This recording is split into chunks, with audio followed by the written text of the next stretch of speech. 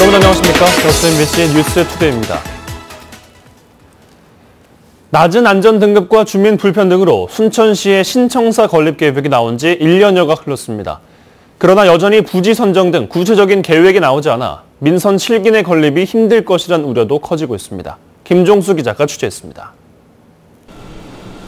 지난 1979년 이후 현재 위치에서 행정활동을 펼치고 있는 순천시청.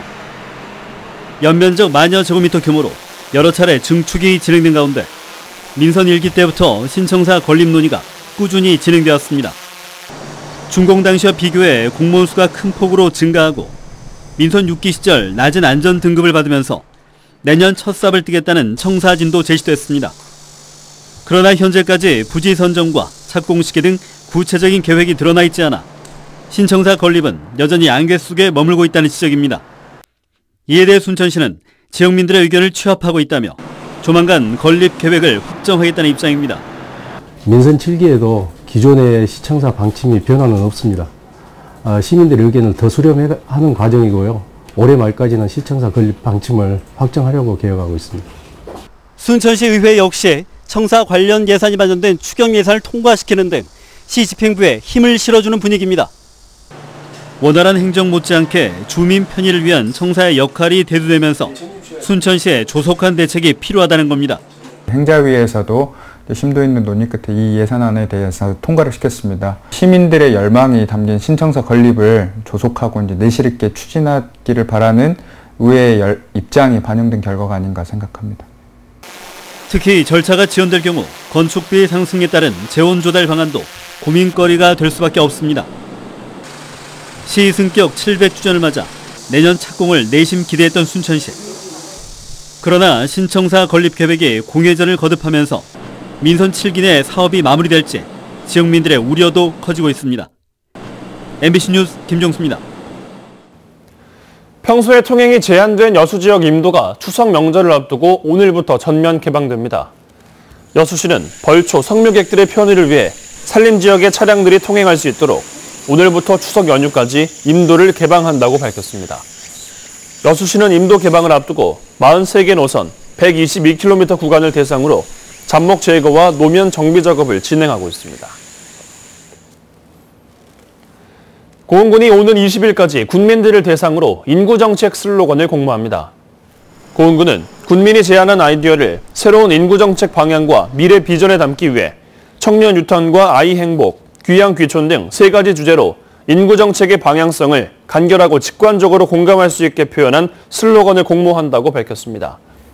고흥군은 군민의 생각을 인구정책 비전에 반영하는 것이 이번 공모의 중요한 목적이라며 군민들의 많은 참여를 당부했습니다. 광양시가 비브리오 폐혈증과 관련해 시민들의 각별한 주의를 강조했습니다. 광양시 보건소에서는 올해 비브리오 폐혈증 환자 발생이 지난해 같은 기간에 비해 2.15배 증가했다는 질병관리본부 발표 자료에 따라 비브리오 폐혈증에 대한 주의를 당부했습니다.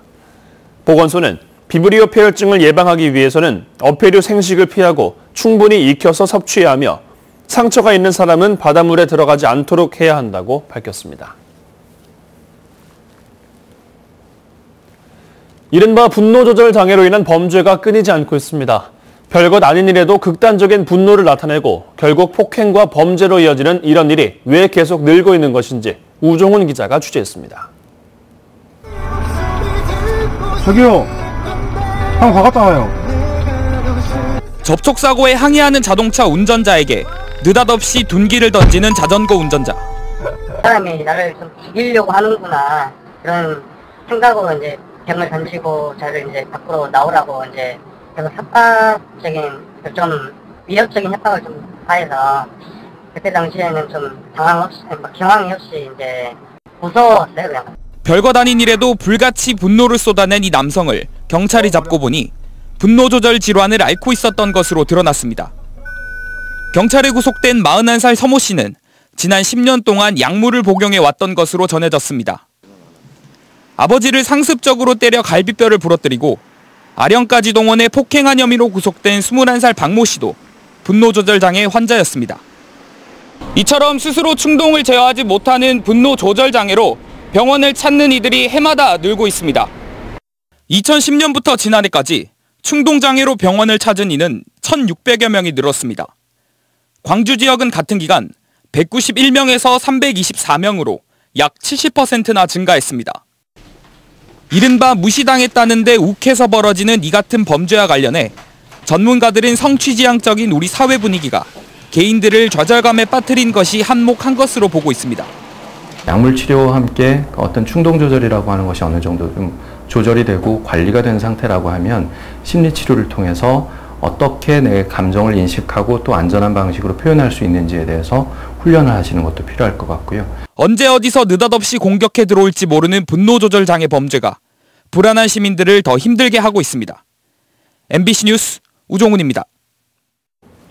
국지성 집중호우와 급격한 기후변화로 재해 예측과 대비가 어려워지면서 보험 가입의 필요성이 커지고 있습니다. 태풍과 홍수, 집중호우 등으로 인한 주택, 온실 피해를 보장하는 풍수해 보험은 보험료의 최대 92%를 국가와 지자체에서 지원받을 수 있어 일반 가입자는 연간 2만 원에서 5만 원, 기초생활수급자는 2천 원 정도만 부담하면 됩니다. 또 농작물 재해보험료도 국비 50%, 시도비 30%가 지원되며 특히 친환경 농가에는 정부와 지자체가 보험료 전액을 부담합니다. 수목화는 회화의 종류로만 보면 먹으로 그린 그림을 말합니다. 그러나 수목에 숨겨진 의미를 들여다보면 단순히 그림의 재료를 뛰어넘는 가치가 있고 왜 비엔날레의 소재가 되는지를 이해할 수 있습니다. 박영훈 기자입니다. 인류 문화의 오래된 자산인 채색은 화려함 자체였습니다. 수묵화는 중국 문화의 황금기였던 1300여 년 전 당나라 때 발생했습니다. 물과 먹, 그리고 화선지, 물질 만능과 치장된 겉모습으로 상징되는 채색을 빼고 사물이 갖고 있는 본래의 가치를 들여다보자는 뜻이 담겼습니다. 우리나라로 전파된 수묵은 조선시대 이후 회화의 주류로 자리 잡았습니다. 때로는 은둔으로, 때로는 권력에 대한 저항으로 수묵은 화가들의 언어가 됐습니다.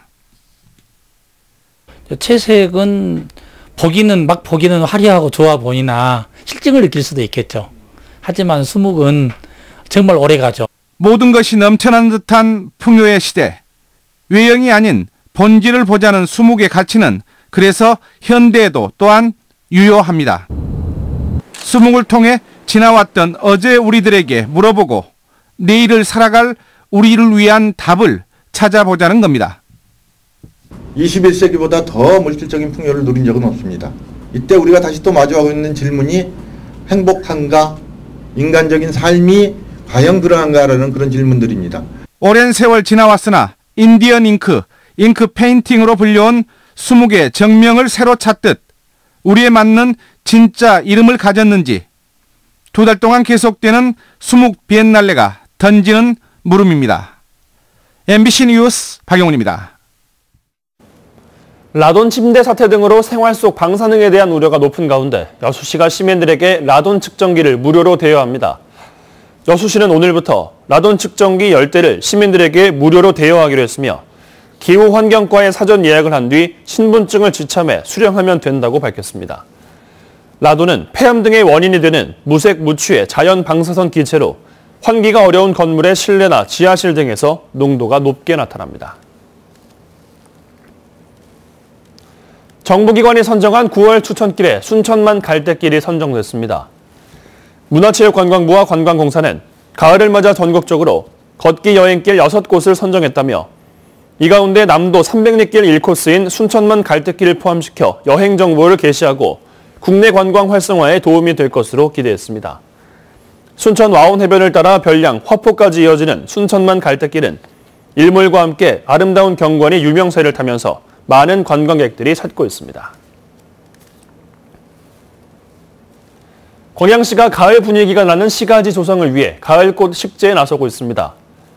광양시 농업기술센터는 가을꽃의 원활한 생육을 위해 오는 8일까지 사루비아와 페추니아, 메리골드, 국화 등 4종 50만 그루를 주요 시가지 화단에 식재합니다.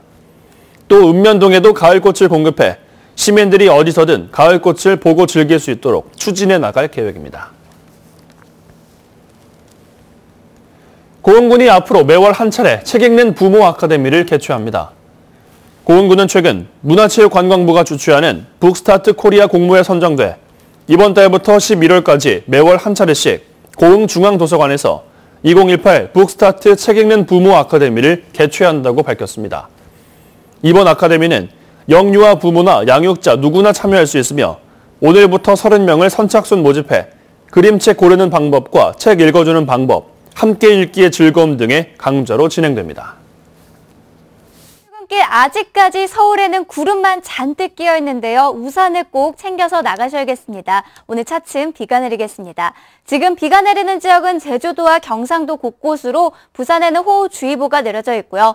북서쪽에서 비구름이 밀려오면서 오늘 정오를 전후해서는 서울에서도 비가 내리겠습니다. 오후부터 저녁 사이에는 전국 대부분 지방으로 확대가 되겠습니다.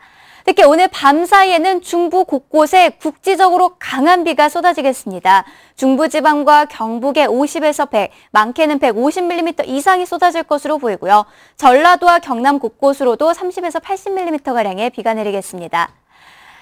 제비는 매우 강한 세력으로 내일 일본 열도를 지날 것으로 보입니다. 우리나라 직접적인 영향을 주지는 않겠지만 이 비의 강도에는 영향을 줄 가능성이 있습니다. 날씨였습니다.